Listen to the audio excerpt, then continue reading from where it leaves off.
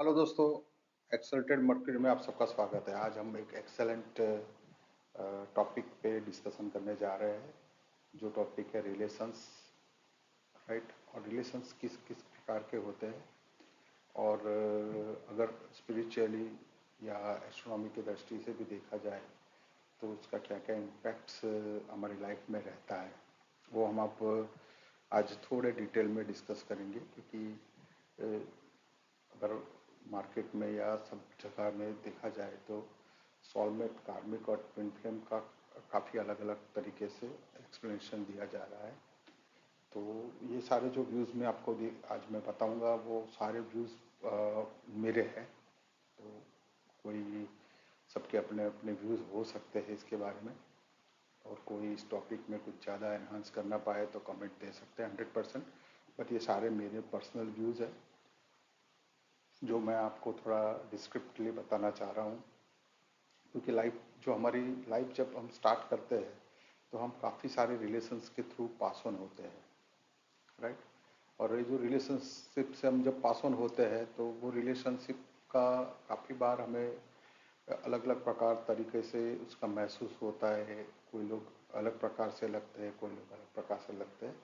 तो ये कंटिन्यूसली हम सोचते रहते हैं कि ऐसा क्या हुआ, ऐसा क्यों हुआ।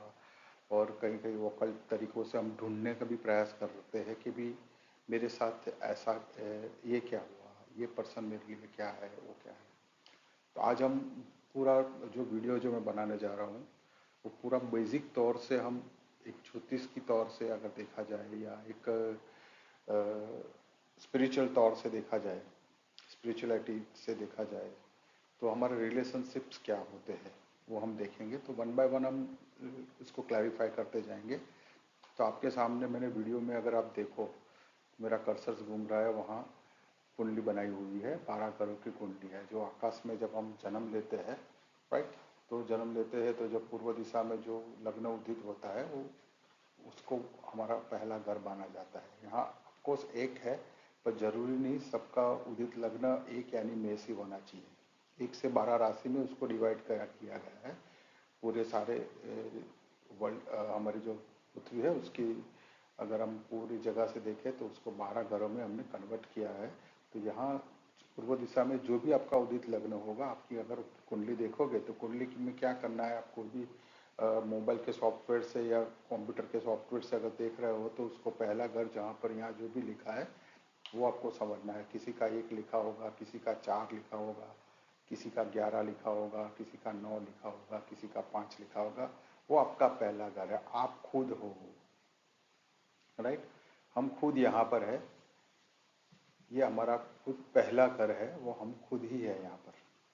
तो इससे समझोगे तो जरा कुंडली को समझ में ज़्यादा आएगा आपको कि हम खुद ये है।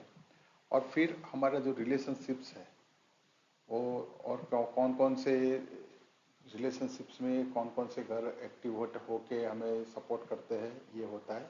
पर एग्जिट सामने वाला जो घर है उसको हमारा फ्रेंड्स का, पार्टनरशिप्स का, या हमारे जो लाइफ पार्टनर्स होते हैं उसका घर बोला जाता है। राइट। तो एक ये हम है और यहाँ ये है। तो ऑलवेज ये देखा जा रहा है, always in the world opposite attract करता है। तो ये जहाँ पर 1 नंबर लिखा है, अगर एक ही है तो जैसे ये मेष राशि है तो ये अग्नि तत्व की राशि है, और यहाँ 7 है तो ये वायु तत्व है। राइट। या रिलेशनशिप है, शुक्र की घर की राशि है, तो man are from Mars and women are from Venus, ऐसा बोला जा रहा है। हर एक की कुंडली में 1 और 7 ही नहीं होता है, अलग अलग होता है। तो इसे समझने के लिए मैं आपको समझा रहा हूँ ज्योतिष की दृष्टि से कि पहला घर, 7वां घर क्या होता है। तो हम पहले तो रिलेशनशिप्स के ऊपर जंप कर लेते हैं ताकि हमको पता चले कि रिलेशनशिप्स क्या होती है। रिलेशनशिप ये नहीं है कि आप सिर्फ हस्बैंड एंड वाइफ हो। राइट। रिलेशनशिप ये है कि ड्यूरिंग द लाइफ टाइम, जैसे आप ये व्यक्ति हो, ये व्यक्ति किसी को भी मिलेगा, किसी के साथ भी इंटरेक्शन करेगा, जो भी करेगा उसका जो भी एक ऋणानुबंधन है, एक कर्मानुबंधन है, और एक आत्मीय बंधन है। राइट। वो जो होगा उसको रिलेशंस बोलते हैं। उसमें बहन आ सकती है, भाई आ सकती है, माँ आ सकती है, बाबा आ सकता है, आपका बाबा भी उसमें है, फादर भी उसमें है, सब लोग उसके अंदर आ जाएंगे। तो every relationship, not only friends, not only life partner, सारे रिलेशनशिप जो है वो हम ये रिलेशनशिप की थियरी में गिनेंगे, राइट। तो जो जो जो रिलेशनशिप हमारे बनते हैं, तो एक एक सिंपली अगर ज्योतिष की भाषा में देखा जाए तो ये जो हमारा जो हॉरोस्कोप बनता है वो हमारे पिछले कर्मों का जो लेखा जोखा है, पिछले कर्मों में हमने जो कार्य किए हुए हैं, राइट, उसका एक एक स्नैपशॉट दिया जा रहा है। इस स्नैपशॉट से आपको काफ़ी चीज़ें डीप में पता चलती है, आपका फॉर्चून भी हम तो देखते हैं, पर अब आज के दिन हम सिर्फ रिलेशनशिप के बारे में बात कर रहे हैं, तो रिलेशनशिप इसमें देखती है। तो रिलेशनशिप्स आपका पास्ट में कितने लोगों के साथ क्या कर्मा पेंडिंग रह गया है, वो लोग इस लाइफ में आपको मिलेंगे। अगर अच्छा पॉजिटिव कर्मास आपके बैलेंस कहीं पे पड़े हैं तो आपको ज़्यादा पॉजिटिव लोग मिलेंगे। अगर बैड कर्मास किसी का आपने पास लाइफ में कुछ बुरा किया है, किसी का कुछ देना बाकी रह गया है, तो लेने के लिए वापस आएंगे, राइट। तो इसके लिए हमें अगर देखना है तो हमने मेजरली 3 क्राइटेरिया खड़े किए हैं। एक सोलमेट पार्टनर। सोलमेट पार्टनर एक ऐसा वर्ड है जिसको हम ऐसा बोलेंगे, अगर हमारे मैथोडोलॉजिकल दृष्टि से देखेंगे तो सोलमेट्स ऐसे लोग हैं जो आपको कुछ देने के लिए आए हैं। तो आपके लिए वो लोग गिवर्स हैं, राइट। अगर सोलमेट वर्ड्स आपको पसंद नहीं है तो गिवर्स है, राइट। कार्मिक लोग अगर हम जब डिफाइन करेंगे ये वीडियो के लिए, कार्मिक हम इसको बोलेंगे कि जिसके पास आपके कोई कर्मा पेंडिंग पड़ा हुआ है, जिसका कुछ आपको देने का बाकी रह गया है, उसको हम कार्मिक बोलेंगे।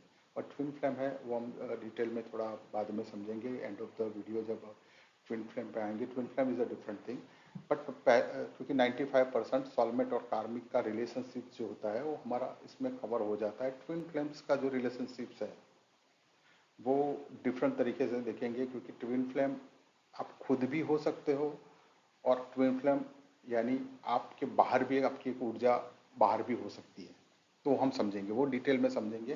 पहले हम सॉलमेट्स और कार्मिक रिलेशनशिप को समझेंगे तो हमें पता चलता जाएगा कि सॉलमेट्स क्या होते हैं। सॉलमेट्स ऐसे लोग हैं जो कहीं ना कहीं आपको आप एक ऐसे ट्री से आए हुए हो, सेम ट्री से आए हो, और जहाँ पे आपने किसी का बहुत भला किया था, राइट, आपने किसी का बहुत अच्छा किया था लास्ट कर्मों में, तो वो कोई भी स्वरूप में, बच्चा से लेके बड़े उम्र तक का कोई भी आदमी ऐसा आएगा, औरत आएगी, जो आप जब भी कहीं पे भी फंसे होंगे, जब भी आपको कभी ऐसा लगेगा कि इससे बाहर मैं जाऊँ तो क्या करूँ, क्या हो सकता है, कोई तकलीफ में हो या ऐसा लाइफ का अच्छा पीरियड में भी ये लोग आएंगे, तो वो आपका हेल्प करेंगे, आपको गाइड करेंगे, आपको सपोर्ट करेंगे, राइट।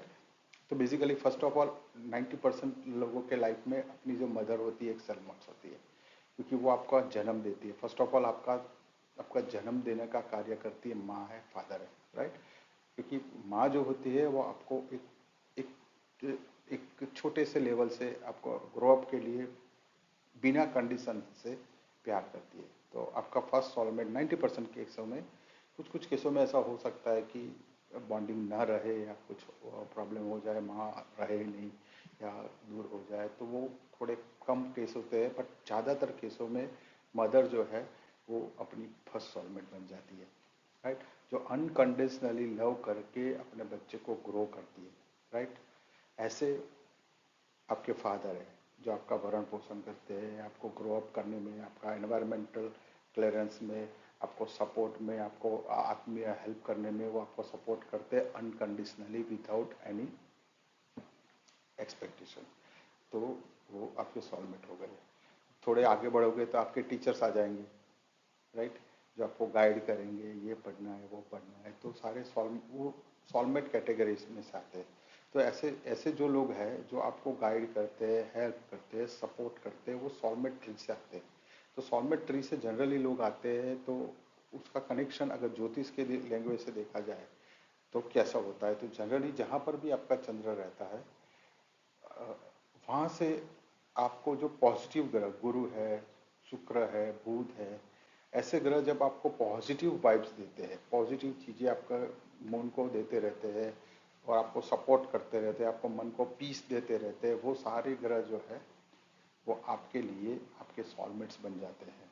तो ज़्यादातर क्या देखा जाता है कि आपके 159 ये जो फर्स्ट त्रिकोण बोला जाएगा 159, राइट, जो आप देख रहे हो 159 में जो भी ग्रुप वाले जो लोग होते हैं, यानी एक सेम कल्चर्स के लोग होते हैं, वो आपको सपोर्टिव बन जाते हैं, आपका सपोर्ट क्रिएट करते हैं। कभी ना कभी आपको एकदम सपोर्टिव सेम ग्रुप से रहते हैं। ऐसे ही 3, 7, 11 है तो वो भी ग्रुप बन गया, 2, 6, 10 है तो भी बन गया ग्रुप, और 4, 8, 12 तो वो भी बन गया। ये 4,000, 8,000, 12,000 तो वो भी एक ग्रुप बन जाता है, जो एक पर्टिकुलर लोग या ऐसा होते हैं जो आपके पूरे सोलमेट्स बन के आते हैं आपके साथ, आपको पूरे सपोर्ट करते हैं, राइट। तो ज़्यादातर हम जब किसी का मैरिज का कुंडली भी कोई देखता है तो 15 होता है, 59 होता है, तो बोलते हैं कि अच्छा है इसके लिए, यानी आपका लाइफ में ये एक दूसरे के, इसीलिए कुंडली जब मिलान किए जाती है तो 159 का एक जो कॉम्बिनेशन अच्छा माना जाता है, इसलिए माना जाता है। तो वो सोलमेट्स बने रहते हैं, वो आपको उसका कंसर्न ये नहीं होता है कि मुझे आपके सामने से कुछ मिलेगा कि नहीं मिलेगा, राइट। तो जैसे मीरा ने प्यार किया था तो 1, 5, 11 यानी ये आप खुद है, ये आपका प्यार है, और ये 11 हो जाता है, यानी वन साइडेड, आप एक ही साइड से सिर्फ प्यार देते हो। जो बंदा आपको सिर्फ एक ही साइड से प्यार करेगा, नेवर एक्सपेक्ट कि आप भी उसको प्यार दोगे, आप प्यार दोगे ही तो ही वो आपको प्यार देगा। ऐसा बंदा जब आपके लाइफ में आता है कि वो जो एक्सपेक्ट नहीं करता है कि आप प्यार दोगे कि नहीं दोगे, तो वो आपका सोलमेट बन जाता है और आपको नर्चर करता है, आपके ग्रो अप करता है और आपके ग्रो अप में हेल्प करता है और आपका लाइफ बन जाता है। तो इट इज़ कॉल्ड सोलमेट्स, हम उसको सोलमेट्स बोलेंगे। तो सोलमेट्स काफ़ी प्रकार के होते हैं। आपके ऑफिस में आपको सपोर्ट करने वाले लोग भी सोलमेट होते हैं, काफ़ी बार आपको जो गाइड करता है, ये करो वो करो, तो काम में सपोर्ट करता है, कोई बिजनेस में आपको सपोर्ट करता है, आप कहीं पे जाओगे परचेजिंग में, सेल्स में, तो आपको बोलेगा नहीं नहीं ऐसे करो तो आपका बिजनेस ग्रो अप होगा। वो अनकंडीशनली आपको सिर्फ गाइड ही करते हैं। तो ऐसे टाइम में जैसा जो गाइडेंस देने वाला बनता है वो आपके सोलमेट्स है। तो जरूरी नहीं है कि आप भी उसको यही देने जाओ या सिर्फ एडवाइस ही करे। तो ऐसी कंडीशन है जहाँ आपको सिर्फ प्यार से भी कुछ इंफॉर्मेशन दे देगा, प्यार से आपको सिर्फ ये बोल देगा यू कैन डू इट, या तो ये जो सारे लोग हैं वो हमारे सोलमेट्स रहते हैं। सोलमेट्स का यही है कि वो अनकंडीशनली आपको गाइडेंस, प्यार और ऐसी एनवायरनमेंट कंडीशंस खड़ी करके देते हैं अनविजिबली, जिससे आपका ग्रो हो, राइट। जैसे एक पौधा हम उगाने जा रहे हैं, पौधा को एक ऐसा कल्चर की ज़रूरत है, राइट, ऐसा एक एनवायरनमेंट की ज़रूरत है जहाँ प्रोटेक्शन की ज़रूरत है। वो जो प्रोटेक्शन वो जो प्रोवाइड करते हैं वो सारे सोलमेट्स हैं, राइट। तो सोलमेट्स आपके जो लाइफ में जब एंटर होते हैं, राइट, तो सोलमेट्स अगर कुंडली की दृष्टि से हम देखेंगे तो कुंडली में जब कभी भी, जैसे जहाँ पर भी आपका जुपिटर है, मून है, राइट, उसके कंटेक्स्ट में जिस हाउस में सामने वाले का जुपिटर और मून आ जाएगा, तो आपका मून और जुपिटर पे किसी का मून और जुपिटर या विनस का दृष्टि आ जाता है तो वो आपके लिए सोलमेट्स बन जाते हैं, आपको गाइडेंस करते हैं। और आप भी किसी के लाइफ में सोलमेट बने रहते हो जब आपका जुपिटर किसी के मून पे है, राइट। आपका जुपिटर किसी के मून पे जा रहा है तो आप उसके लिए सोलमेट हो, क्योंकि आपके पास आके उसको मानसिक शांति मिलती है। तो एक दूसरे के मून पे जुपिटर आ गया तो बल्ले बल्ले हो जाएंगी। तो फिर एक दूसरे का आप सोलमेट हो गए तो बहुत अच्छा स्मूथ एकदम एक्सीलेंट लाइफ आपका जाएगा। ज़्यादातर केसों में, कम केसों में ये हम कनेक्शन कर पाते हैं, पर जिसका भी मून पे किसी और का जुपिटर आ गया तो उसके लिए वो जुपिटर वाला बंदा है, उसका सोलमेट बन जाता है। उसका वीनस आ गया तो उसको गाइड करता है, हेल्प करता है, तो वो सोलमेट बन जाता है, राइट। तो सोलमेट्स इस तरीके से आपको हेल्प करते हैं, राइट। तो इसको हम एक अलग दृष्टि से भी देखेंगे। तो जैसे आपका ज्योतिष में गण बोला जाता है, तो गण है आपका, देवगण है, और सामने भी वाला देवगण आ जाता है तो आपके लिए वो सोलमेट बन जाता है। पर आपका अगर मानव गण है और सामने से कोई देवगण आ जाता है तो वो आपका सोलमेट है, आप उसका सोलमेट नहीं हो।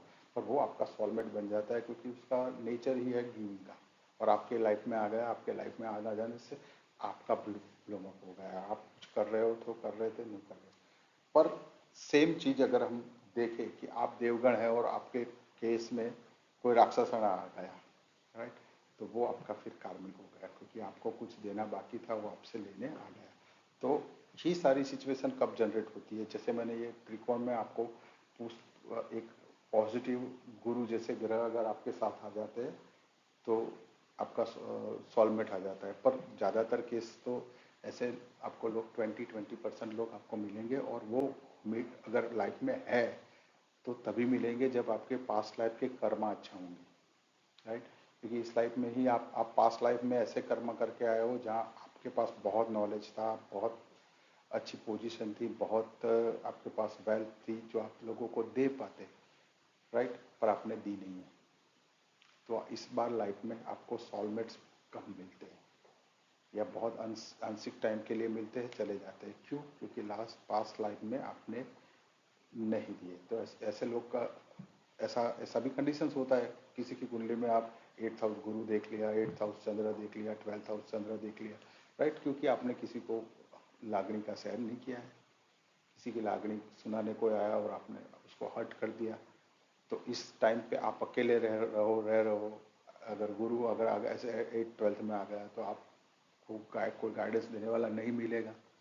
गाइडेंस देने वाला सोलमेट्स आपको नहीं मिलेगा, राइट। अगर मून आ गया 8 और 12th में तो इसका मतलब ये हो गया कि आपने किसी की लागणी नहीं सुनी थी लास्ट पास्ट लाइफ में, तो इस बार आपकी लागणी को सुनने वाला नहीं मिलेगा। आप अकेले रह सकते हो, राइट। बट अगर आपका 4th हाउस मून आ गया तो आपको मदर ऐसी मिल जाएगी जो आपकी लागणी सुनेगी, आपका बूस्टअप कर देगी। तो अलग अलग कंडीशंस होती है, अलग अलग कुंडली के हिसाब से आपको अपने सोलमेट्स और कार्मिक्स मिलते हैं। तो आई थिंक सोलमेट्स थोड़े बहुत क्लियर हो गए आपको। सोलमेट्स पे हम आगे जाएंगे। आगे हर एक का लाइफ में देखो सोलमेट अट्रैक्ट नहीं किए जाते। हाँ, एक चीज और भी बोल दूं मैं, सोलमेट हो, कार्मिक हो, ट्विन फ्लेम हो, कोई भी रिलेशनशिप आप अट्रैक्ट नहीं कर सकते हो। सिर्फ चेंज ये कर सकते हो अपनी लाइफ में कि अपने आप को चेंज कर सकते हो। वो एंड ऑफ द जो वीडियो का जो एंड करेंगे तो हम इस लाइफ में हमारा क्या करेक्शन हो जाए, राइट, तो हम खुद कैसे सोलमेट बन जाए उसके ऊपर हम थोड़ा डिस्कस करेंगे, ताकि जाके आप अपना खुद का जो सोल है उसको कैसे प्योरीफाई कर पाओगे वो हम वीडियो के लास्ट में देखेंगे। अब कार्मिक पे थोड़ा डिस्कस कर लेते हैं। कार्मिक्स क्या है? तो सेम ट्री से जो लोग आते हैं, सेम ट्री से जो लोग आ गए, ये सेम ट्री से आ गए, तो वो लोग आपके सोलमेट्स बन गए। पर एकदम डिफरेंट, एकदम ऑपोजिट ट्री से जो लोग आते हैं, जैसे आप एक अग्नि तत्व राशि और सामने वाला ट्री है वो वायु तत्व है, तो क्या हुआ? अग्नि वायु धमाका आग, राइट। तो अदर ट्री से जब लोग आते हैं आपके सामने, तो अदर ट्री का कॉम्बिनेशन जब भी आपके लाइफ में होता है, जब भी अदर ट्री से कोई बंदा या बंदी आपके सामने आते हैं, जनरली ऑपोजिट अट्रैक्ट। तो जनरली हम अट्रैक्ट भी ऐसे लोगों को करते हैं जो हमारे में नहीं है, राइट। तो हम कार्मिक में इसीलिए पढ़ते हैं क्योंकि पिछले जन्मों में हमें उसको देना बाकी है, तो वो ऑटोमेटिकल अट्रैक्शन से आ जाते हैं लाइफ में, राइट। उसके लिए आपको मेहनत करने की जरूरत नहीं पड़ती है, वो कार्मिक लोग ऐसे ही आ जाते हैं। तो कार्मिक लोग क्या है? जिसके पास आपके कर्मा बाकी रह गए, जिसके पास आपके कुछ कर्मा बाकी रह गए, आपको ड्यूटीज है, आपको कुछ देना है, बराबर। तो ऐसे लोग आपके पास जब सामने आ जाते हैं तो वो सारे कार्मिक्स है। उसके लिए आपको कुछ ना कुछ करना पड़ता रहता है, राइट। उसमें काफ़ी रिलेशनशिप्स होते हैं। इसमें हस्बैंड वाइफ के अकेले रिलेशन नहीं होते, उसमें आपके बच्चे भी आ सकते हैं, आपके भाई, आपके ब्रदर्स, आपका कुटुंब का भी कभी कभी ऐसा हो जाता है कि आपका कुटुंब के लिए आपको करने का पास्ट लाइफ में बाकी रह गया है, तो आपको इस बार कुटुंब में सारे लोग ऐसे मिलेंगे जिसको आपको पूरा भरण पोषण करना पड़ेगा, फिर भी आपको कोई रिस्पेक्ट नहीं देगा, ये भी हो सकता है। तो ऐसा जब ऐसा कार्मिक रिलेशनशिप आता है तो क्या होता है? जनरली कर्म जो क्रिएट करता है वो सैटर्न करता है। तो यहाँ हम अगर जो फर्स्ट हाउस में यहाँ मैं सैटर्न ले लेता हूँ, राइट। सिर्फ कर्मा को समझने के लिए मैं ले रहा हूँ। और यहाँ कर्मा है और यहाँ आपको मिल गया सन, राहु, राइट, सन राहु मिल गया। तो क्या होगा कि सन आपका ईगो है, सामने वाला बंदा इगोइस्टिक मिलेगा आपको, उसकी ईगो को होते हुए भी आपको हेल्प करना पड़ेगा। इधर आपका सैटर्न है, इधर आपका मून है, तो भी आपका मन उधर रहेगा, लगा रहेगा, खींचा हुआ रहेगा, पर फिर भी सन मून का कॉम्बिनेशन ऐसा आ जाएगा कि दोनों एक दूसरे के ऑपोजिट हो जाएंगे, राइट, फिर भी एक चिपके रहेंगे एक दूसरे से।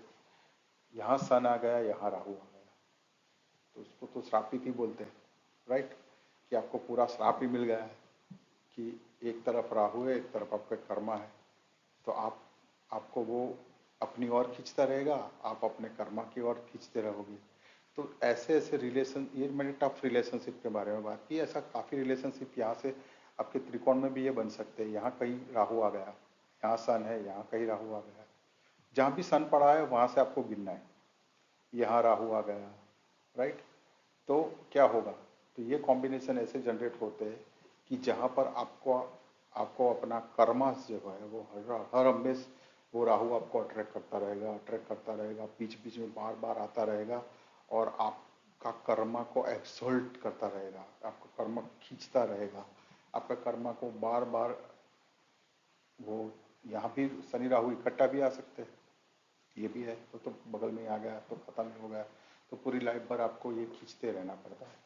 तो सैटर्न सन है, सैटर्न राहु है, सैटर्न मून है, ऐसे ऐसे कॉम्बिनेशन ऐसे होते हैं जहाँ पर आपको 100% आपके कार्मिक जो है एकदम डीपली फोकस किए हुए मिलते हैं। और वो लोग का लाइफ पूरा स्ट्रगल में इसलिए जाता है क्योंकि वो रिलेशनशिप में गिवर्स कोई नहीं होता है, शायद आपको गिवर्स बन के रहना पड़ता है, सामने वाला जो है ऑलवेज टेकर्स रहते हैं। तो वो सारे कार्मिक्स रहते हैं जो आपको कभी पेन भी होने के बावजूद भी आपको उसके साथ रिलेशनशिप्स में रहना ही पड़ता है, टिकना ही पड़ता है, जब तक आपके कर्मा खत्म नहीं होते, जब तक आपका जो लाइफ का एक पास्ट लाइफ का पैटर्न में आपने जितने भी कर्मा नहीं खत्म नहीं किए, तब तक आपको वो कर्मा हिट करता रहता है, तो आपको करना पड़ता है। और वो कोई भी रिलेशनशिप से जनरेट होते हैं, डिपेंडिंग, ये कुंडली को डिपेंडिंग में इसलिए मैं ले जाना पड़ता है क्योंकि हर एक का लग्न अलग हो जाएगा और वो ट्रायंगल भी अलग हो जाएगा, वहाँ से वो लोग आते रहते हैं, राइट। तो सेम चीज अगर शनि के दोस्त आ जाएंगे, शनि का दोस्त है जैसे शुक्र आ गया, बुध आ गया, तो वो आपके लिए सोलमेट्स के तरीका का भी एक कर्म होगा, पर आपका एक सोलमेट जैसा अट्रैक्शन रहेगा उसके पास, फिर वो राहु वाला नहीं रहेगा, राइट। तो वो भी लोग ऐसे ही आते हैं, वहाँ पर भी आपका कर्मा डेप्थ है, तो उसके साथ जो जितना टाइम आपका होगा वो उतने टाइम आपके साथ आ जाता है। तो ऐसे ही कार्मिक्स लोग जो है, कार्मिक जो होते हैं, तो कार्मिक लोग ऐसी तरह से हमारे आसपास आते रहते हैं लाइफ में, और जब तक हमारा कर्मा खत्म नहीं होता है तब तक हम उससे मुक्ति नहीं पा सकते।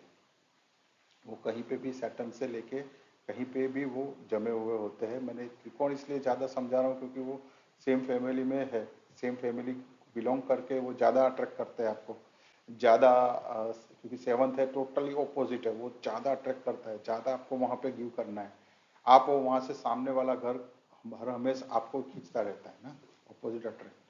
तो वहाँ पे सबसे ज़्यादा कर्मा आपका वहीं पे लिखा हुआ है, जहाँ पे आपका लग्न है उसके 7वां घर देख लेना, वहाँ सबसे ज़्यादा आपका कर्मा पड़ा हुआ है। जहाँ पर भी आपका मून है वहाँ से सामने वाला घर देख लो, वहाँ से आपका मानसिक खिंचाव सबसे ज़्यादा रहेगा, वहाँ आपका मन ज़्यादा आपको देना है, वो डाउट ही नहीं है इसमें।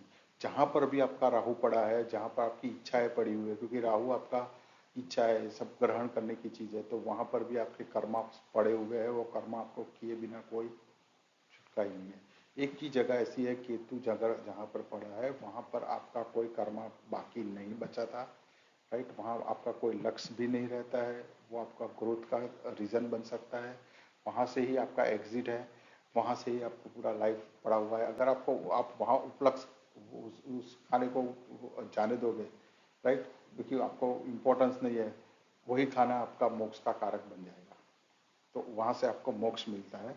ये ज्योतिष का थोड़ा डिटेल में डिस्कस कर रहा हूँ, तो जनरल पब्लिक के लिए थोड़ा बहुत ये समझ में नहीं आएगा। पर एक सिंपल सी चीज मैं बता दूं, कार्मिक्स लोग वो लोग हैं जिसको आपका कुछ देने का बाकी है। जब तक आपका कर्मा जो है वो फुलफिल नहीं होगा, वो कार्मिक्स लोग आपके पास आते रहेंगे, बार बार आते रहेंगे, टाइम बाय आते रहेंगे, और आपको उसको आपका कर्मा करता रहा पड़ेगा, और आपका कर्मा जब फिनिश हो जाएगा वो अपने आप चले जाएंगे, राइट। तो अब किसका कर्मा किसके पास कितना बचा है उसका कोई बैलेंस शीट हमारे पास होता नहीं है।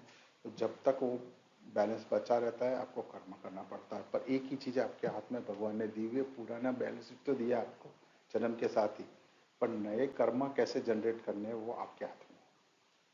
नया तरीका आपको क्या करना है वो आपके हाथ में। आपको कैसे लोगों का सॉलमेट बन के रहना है, आपको कैसे लोगों का उपयोगी बनना है, वो आपके हाथ में।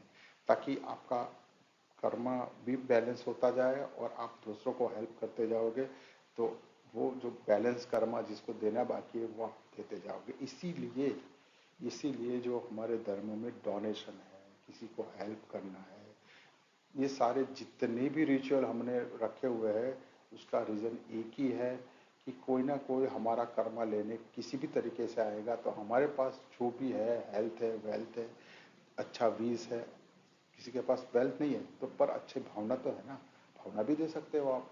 तो जरूरी नहीं कि आपके पीछे में पैसे हो तो लाख रुपया दे दिया तो ही हेल्प हो गया, लोगों का जरूर नहीं है।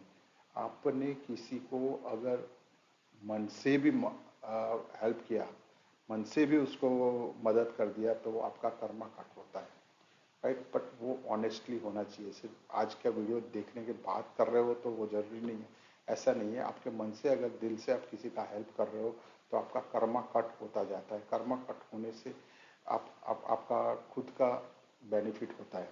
मैं आपको आगे ये कर्मा और सोलमेट अगर समझ गए तो एक अगेन एक थियोरी जो है ट्विन फ्लेम की, वो थोड़ी मैं समझा दूं, क्योंकि काफ़ी सारी चीज़ें रिलेशनशिप में ऐसी बताई गई है कि ये ट्विन फ्लेम है, ये है, वो है, और आजकल बहुत वीडियोस के चलते रहते हैं, और उसको शिव पार्वती के साथ जोड़ा जाता है, और भगवान श्री कृष्ण के साथ भी कोई कोई जोड़ता है, भगवान राम के साथ भी जोड़ देता है।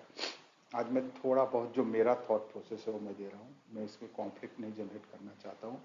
ट्विन फ्लेम का जो थियरी है वो थियरी ऐसा है कि भगवान जब भी हमारा जन्म होता है तो हम में एक आत्मा, जो जीव जो हम बोलते हैं, वो एस्टेब्लिश करते हैं, राइट।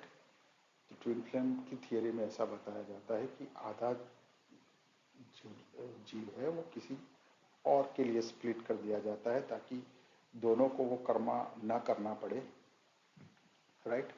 और वो कम लाइफ टाइम में वो पूरे कर्मा करके फिर डिवाइन के पास चले, राइट। ये थियरी के सामने मैं आपको एक होते होंगे, मैं मना नहीं करता हूँ, 2-3% लोग में ऐसा कई स्प्लिटेड सोल होता होगा।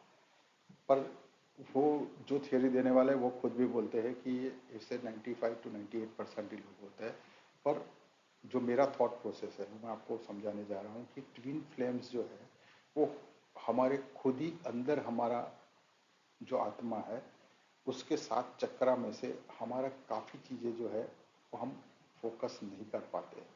तो ये जो हमारा बॉडी है, राइट, तो अगर 2% होते हो तो मैं उसको छोड़ देता हूँ, वो 2% का सॉल्व कहीं बाहर होता होगा, उसको हम बाहर हम डिस्कशन में नहीं ला रहे। I agreed with that theory. But अगर ट्विन फ्लेम हम खुद ही है, हम शिव पार्वती खुद ही है, क्योंकि जो चीज़ हमने देखा है, हमारा मैथोलॉजी में देखा है, और जो ट्विन फ्लेम समझाया जा रहा है उसमें थोड़ा डिफरेंस है, इसलिए मैं इसमें डिस्कशन ज़्यादा इसलिए कर रहा हूँ कि ट्विन फ्लेम एक ऐसी कंडीशन है कि हमारे अंदर ही एक मस्कुलिन पावर है और फेमिनिन पावर है, राइट। एक मार्शियन पावर है, एक फेमिनिन पावर है। तो हमारे अंदर ही ऐसी ऐसी ऐसी चीज़ें हैं कि जो पूरे 7 चक्रों को, यानी कि हमारे बॉडी का ऐसा ऐसा पार्ट है। अगर आप बच्चे को भी आप एक चीज़, मैं आपको एक सिंपल चीज़, चक्रा क्या है, लोग बोलते हैं मेडिटेशन क्या है, ये सारे कोई जादू नहीं है। ये हमारे बॉडी का बैलेंसिंग का एक सिस्टम है जिसपे हमारा बॉडी का जो सोल है, जो आत्मा, क्योंकि हमको इतना तो पता ही है कि कोई चीज़ ऐसी है जो हमारे में एंटर होती है और अगर अंदर स्थायी रहती है तो ही हमारा बॉडी शरीर चलता है। और कोई चीज़ ऐसी है जो जब चली जाती है, बॉडी कुछ भी हो, कितना भी फर्स्ट क्लास हो, पर अगर अंदर से चली गई, वो चेतना है, वो चली गई, फिर जीरो हो जाते हैं। तो ये चेतना जो है, वो चेतना क्या है? वो जीव है, वो आत्मा है, जो भी उसको वर्ड से समझे आप, चेतना, आत्मा, जो भी समझना है हम समझ सकते हैं। तो ये जो चेतना जो हमारी चलती है, हमारी बॉडी जो है, वो ऐसे 7 चक्रों से, अगर आप अपनी आईज के आगे ऐसे ऐसे उंगली करके ले जाओगे, टच भी नहीं करोगे, और यहाँ इतनी दूरी से आप सिर्फ ऐसा करो, आपको पता चल जाएगा कि कोई चीज़ मेरे नज़दीक आ गई है। टच मत करना, फिर भी आप फील करोगे कि एक उंगली, एक कुछ चीज़ है वो मेरे फोरहेड पे आ गई है। मीन्स के यहाँ पर जो आपका जो आज्ञा चक्र है, थर्ड आई चक्र है, राइट, वो वहाँ पर उसको महसूस हो रहा है। इट मीन्स ये जो चक्र जो है सारे, ऐसे ही हमारे स्पाइन में सारे चक्र है। अगर आपको फील हुआ हो तो कमेंट्स में जरूर से पॉइंट आउट करना। ये सिर्फ सिंपल उदाहरण है। तो आपके बॉडी के अंदर चक्रास है। अगर आपको और मुझे तो मैंने बताया तब पता चला, बराबर, पर छोटा सा बच्चा है जिसको कुछ पता नहीं है, राइट, तो छोटा बच्चा के अगर सो रहा है, उसकी आंखें बंद है, सो रहा है, उसके यहाँ पे ले जाना उंगली, वो तुरंत उसको पता चल जाएगा कि कुछ चीज़ आया है। ये चक्रास है, ये चक्रास है, डेफिनेटली इट मीन्स कि हमारा बॉडी में ये चक्रास है। तो रूट चक्रास जो है हमारा, तो शंकर पार्वती की भी अगर स्टोरी अगर देखी जाए, तो हमने, शंकर जी ने अपने अपने अपने में से शक्ति पैदा की है, राइट, यानी शंकर, पार्वती, शिव और पार्वती जो है वो एक ही स्वरूप है, राइट, एक ही चीज के दो पार्ट है। इसलिए तो हमारे अंदर ही ये जो शिव स्वरूप है वो हमारे अंदर ही दोनों है, क्योंकि एनर्जी जब वाइब्रेट करती है, यानी शक्ति जब वाइब्रेट करती है, तो हमारा जीवन विकसित हो जाता है। तो शक्ति के बिना शिव जो है, यानी हमारा जो जीव है, वो शक्ति के बिना चल ही नहीं सकता है। तो शिव और पार्वती हमारे इन बिटवीन है, राइट, और इन बिटवीन होने के कारण हमारी ऊर्जा जो है वो नीचे से ऊपर तक फैलती है। तो ये जो शिव पार्वती है, जो ट्विन फ्लेम है, तो उसमें क्या होता है कि हमारा जो बॉडी है, जो हम कुंडली लेके आए हैं, तो उसमें हमारा एक बेसिक तत्व होता है कि हमें चार अलग अलग तत्वों से हमारा बॉडी जैसे बना हुआ है। पानी है, मेटल है, राइट, अर्थ है, यानी अर्थी सा अर्थ है, मेटल है, पानी है, आग है, और और वायु है। तो अगर 4 एलिमेंट्स और 5वां आकाश तत्व है तो वो अलग है। तो 5 तत्वों से हमारा जो बॉडी बना हुआ है, तो आकाश तत्व को अगर हम बैलेंस कर दे, तो बाकी के 4 तत्वों में इम्बैलेंस जो भी है वो हमारा बॉडी बनाता है। तो ये कुंडली में आपका डिक्टिम, जैसे ये जो 1 5 9 है, वो अग्नि तत्व राशि है। तो आपकी बॉडी के अंदर अग्नि तत्व जो है, अगर यहाँ लग्न में आ गए हैं कोई भी अग्नि तत्व, तो आपकी बॉडी है वो अग्नि तत्व से बनी हुई बॉडी मान लेते हैं। और अगर 3 7 11 है तो आपका वायु तत्व से बनाया हुआ बॉडी है। तो वायु तत्व का जो प्रमाण है वो आप में ज्यादा है। और अगर 2 6 10 है तो पृथ्वी तत्व ज्यादा है, राइट, यानी मेटल का जो एक स्थिरता होती है ना, मेटल है, स्थिर होता है, तो उसको स्थिर लगना बोला जाता है। तो सेम चीज अगर 4 8 12 है तो आपके वाटर लेवल ज्यादा है, इमोशंस ज्यादा है। तो ऐसे अलग अलग प्रकार का हमारा बॉडी जनरेट होता है। तो ट्विन फ्लेम्स का अगर थियरी देखा जाए, तो ट्विन फ्लेम का थियरी में ये है कि जो आपका जो तत्व है, जो आपका तत्व है, हर हमेशा आपका ऑपोजिट पार्टनर में ये बैलेंस, अगर ये सेम मिल गया तो आपका लाइफ में एबंडेंट है। पर अगर आपको ये तत्व मिल गया तो एक खिंचाव रहता है। तो खिंचाव कब रहता है, क्यों रहता है? क्योंकि राहु जो है और केतु है, उसमें एक बहुत बड़ा रोल करता है। राहु केतु का एक बहुत बड़ा रोल रहता है लाइफ में। तो सपोज यहाँ पर आपके पहले घर में यहाँ राहु है, तो राहु हमारा गर्दन है, राइट, तो 7वें घर में केतु हो जाएगा, तो बॉडी के बिना गर्दन नहीं चलेगा, राइट। तो जब भी हमारा राहु जो है वो इस घर में है और हमारा लाइफ पार्टनर है, राइट, जो भी हमें मिला है उसका राहु कोई या तीसरे 7वें 11वें घर में है, तो वो एक ऑपोजिट अट्रैक्शन हो गया, राइट।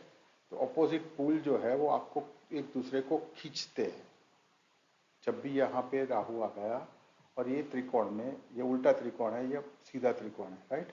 तो ये सीधे त्रिकोण से उल्टा त्रिकोण जो है वो आपका ट्विन हो गया। थोड़ा ज्योतिष का थियरी है, तो मैं आपको अलग तरीके से थोड़ा बताऊंगा कि जैसे ये जो 7 चक्र है, राइट। तो ये जो फर्स्ट जो है, किसी का रूट चक्र जो है वो बैलेंस है। तो जब ये राशि आती है तो उसका रूट चक्र बैलेंस नहीं होता है, उसका ये